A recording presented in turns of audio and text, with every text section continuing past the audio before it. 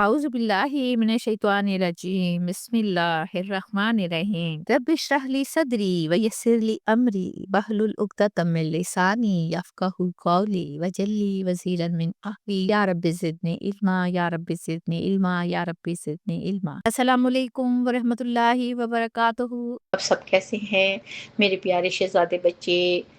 سب کیسے ہیں؟ میری بہت ساری دعائیں آپ کے ساتھ ہیں۔ اللہ تعالیٰ آپ کو ایمان کی دولت سے نوازے۔ آئیے دیکھتے ہیں کہ پچھلے لیسن میں ہم نے کیا پڑھا۔ پچھلی آیات میں دو آدمیوں کا قصہ بیان فرمایا گیا۔ ایک وہ ہے جسے اللہ نے 2 باغ، کھجور کے درخت اور کھیتی وغیرہ دے کر خوب نوازا ہے اور اسے اس پر غرور ہے۔ وہ اپنے ساتھی سے کہتا ہے کہ تم مال اور مرتبے میں مجھ سے کم تر ہو۔ اس کے باغوں کو دیکھتا ہے۔ وہ شخص جو ہے جس کے باغ ہیں وہ سوچتا ہے کہ یہ تو کبھی ختم ہو ہی نہیں سکتے، یہ ہمیشہ میرے پاس رہیں گے۔ یہی گمان لے ڈوبتا ہے اسے۔ آج ہم سورۃ القاف کی آیت نمبر 36 پڑھیں گے۔ وَمَا أَظُنُّ اور نہیں میں خیال کرتا السَّاعَةَ قَائِمَةً قیامت کا کہ وہ قائم ہونے والی ہے۔ وَلَا إِن رُدِدتُّ اور واقعہ اگر مجھے لٹایا گیا إِلَىٰ رَبِّي میرے رب کی طرف لَأَجِدَنَّ ضرور بالضرور میں پاؤں گا خیر منہا بہترین باغات سے منقلبا لوٹنے کی جگہ۔ اب اس آیت میں دولت مند شخص کی گفتگو کو بیان کیا گیا ہے۔ اس شخص کو اللہ تعالیٰ نے 2 باغ عطا کر رکھے تھے جن دیکھ کر وہ جیتا تھا۔ وہ اپنی دولت پر اس قدر مغرور ہو گیا تھا کہ اسے ان کے علاوہ کوئی چیز نظر ہی نہیں آتی ہے۔ وہ کہتا ہے کہ میرا نہیں خیال کہ قیامت آئے گی۔ یہ اس کی سوچ ہے نا۔ اب آپ غور کریں اس کے لہجے سے کس قدر گمراہی جھلک رہی ہے۔ اس کے خیال میں اس کی دولت ہی اس کی زندگی اور سب کچھ تھا، اسی لیے نہ تو اسے قیامت کا یقین تھا، نہ حساب کتاب کا گمان تھا، اور نہ جزا و سزا کا فکر۔ ہم دیکھتے ہیں کہ جب انسان نعمتوں میں ڈوب جاتا ہے تو وہ اللہ تعالیٰ کی طرف سے غافل ہو جاتا ہے اور اکثر سمجھتا ہے کہ اس کی کامیابی اس کی اپنی محنت کا نتیجہ ہے۔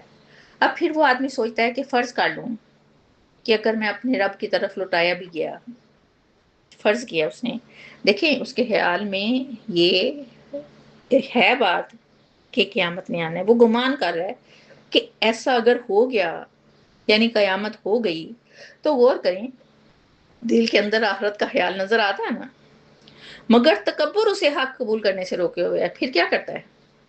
جب سوچتا ہے کہ اگر میرے رب سے ملاقات ہو بھی گئی تو میں اس سے بھی بہتر انجام پاؤں گا، یعنی کہ دنیا میں تو میرے پاس سب کچھ ہے، قیامت میں اس سے بھی بہتر انجام پاؤں گا۔ یعنی ہم لوگوں کی طرح وہ سوچ رہا ہے کہ یہاں دنیا بھی اللہ تعالیٰ نے مجھے بے پناہ مال و دولت سے نوازا ہے، اور جب ہوئی وہاں جب قیامت آئے گی تو اللہ تعالیٰ وہاں بھی مجھے خصوصی مقام دیں گے۔ یعنی وہ دنیا کی کامیابی کو اللہ کی رضا کی قطعی علامت سمجھ بیٹھا ہے کہ میرے پاس مال ہے تو اللہ تعالیٰ کی رحمت ہے مجھ پر، اللہ تعالیٰ راضی ہے مجھ پر۔ دیکھیں یہ تو سراسر ایک بہت بڑی غلط فہمی ہے۔ ایسا تھوڑی ہوتا ہے، دنیا کی نعمتیں ہمیشہ اللہ کی رضا کی دلیل نہیں ہوتی۔ بعض اوقات یہ آزمائش اور مہلت بھی ہوتی ہیں، بلکہ جتنی نعمتیں زیادہ ہوگی آزمائش بھی اتنی ہی بڑھ جاتی ہے۔ اللہ تعالیٰ دیکھیں نیک اور بد دونوں کو رزق دیتے ہیں نا، لیکن آخرت میں فیصلہ ایمان اور مال کی بنیاد پہ ہونا ہے، نہ کہ دنیا کی بنیاد پر۔ مال کی فراوانی انسان کو اس دھوکے میں ڈال دیتی ہے کہ وہ اللہ کا پسندیدہ بندہ ہے۔ غور سے سننے والی بات ہے یہ، اور پھر وہ آخرت سے بے نیاز ہو جاتا ہے، اور یہاں سب سے بڑی غلطی ہوتی ہے۔ سورۃ القاف کی آیت نمبر 37 اور 38 پڑھتے ہیں۔ قال الہ صاحبہ کہا اس سے اس کے ساتھی نے، وہو اس حال میں کہ وہ یحاورہ بات کر رہا تھا اس سے، اکافرت بالذی کیا تو نے کفر کیا ہے اس ذات سے جس نے خلقاک من تراب پیدا کیا تجھے مٹی سے، ثم من نطفات پھر ایک قطرے سے، ثم سواک رجلا پھر اس نے ٹھیک ٹھاک بنا دیا تجھے ایک آدمی۔ لیکن نیکسٹ آیا ہے یہ، لیکن هو اللہ لیکن میں تو کہتا ہوں کہ وہ اللہ، ربی ولا اشرکو میرا رب ہے اور نہیں میں شریک بناتا، بربی احدا اپنے رب کے ساتھ کسی کو۔ اب اس آیت میں دوسرا آدمی جو کہ مومن ہے متکبر آدمی کی بات کا جواب دے رہا ہے۔ اس نے اپنے مغرور ساتھی کی بات سن کر اسے نہایت حکمت اور دلیل کے ساتھ سمجھانے کی کوشش کی۔ فرض بھی یہی تھا اس کا کہ اسے حقیقت یاد دلائی۔ اس نے کہا کیا تو اس ہستی سے انکار کر رہا ہے جس نے تجھے پیدا کیا؟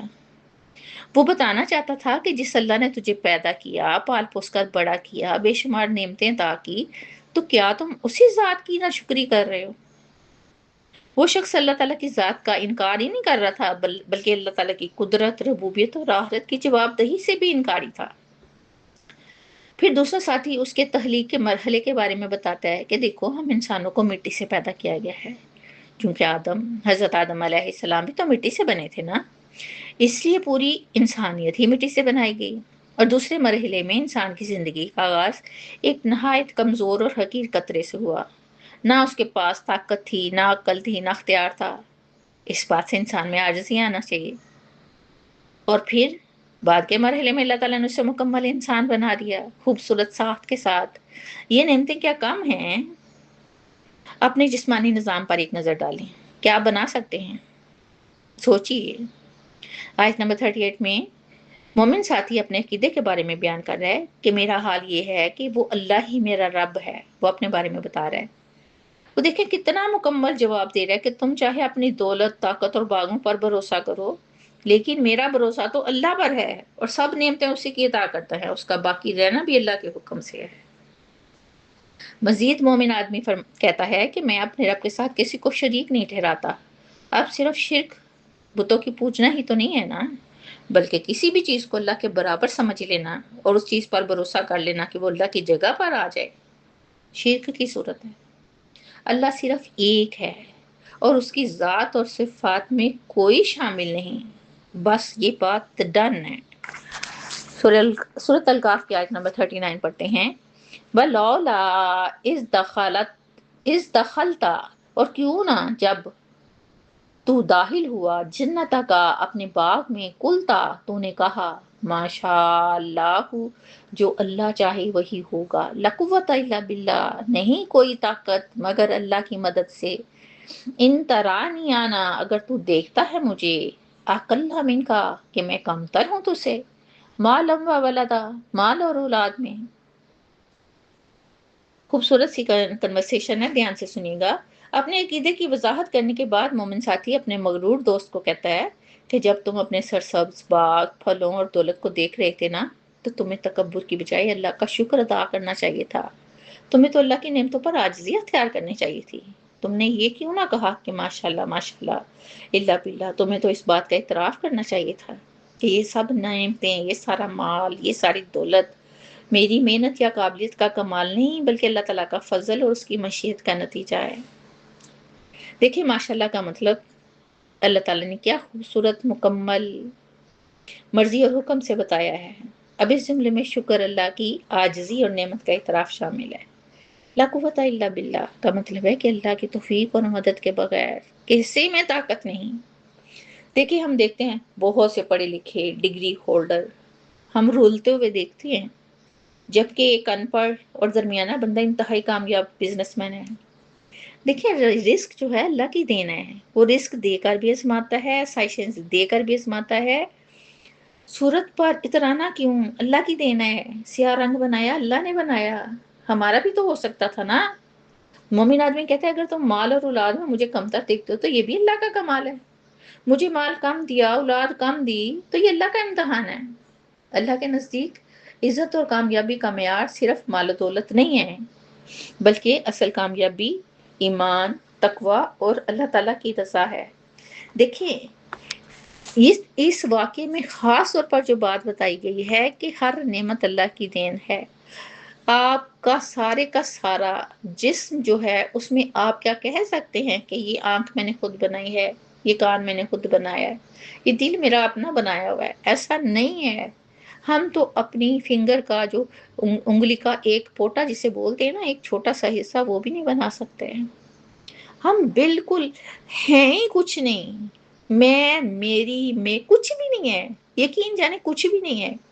صرف ایک سانس آ رہا ہے نا، ابھی نکل جائے نہیں پتا، کب چلے جانا ہے نہیں پتا، کفن میں کوئی جیب نہیں، کیا لے کے جانا ہے، چھوڑ دیں سب کچھ۔ ضرورت ہے، ٹھیک ہے ضرورت ہے، سب کچھ ضرورت ہے، لیکن اتنا یوز کیجئے جتنا ہے، باقی بانٹ دیں، یہی سب کچھ کام آنا ہے۔ تکلیف بانٹیں کسی کی، دکھ بانٹیں کسی کا، کس قدر سکون ملے گا۔ اسی کے ساتھ مجھے اجازت دیجیے، ہنستے رہیے، بستے رہیے، خوش رہیے، آباد رہیے، اللہ کی امان میں رہیے، انشاءاللہ پھر ملیں گے۔ تب تک کے لیے اللہ حافظ۔